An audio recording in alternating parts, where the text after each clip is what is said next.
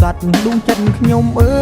យនឹកគ្មានពេលស្បើយឃ្លាតយូរដែរហើយឃ្លាតមកធ្វើការឃ្លាតប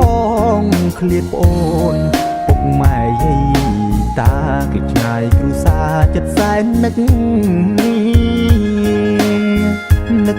ស្រុកកណ្ដៀងជាស្រុកកំណើតដែលខ្ញុំបានកើតនឹកភូមិកំណើតអនុស្សាវរីយ៍នឹកកាលទឹកធំទុំលិចខ្ទេចខ្ទីអនុស្សាវរី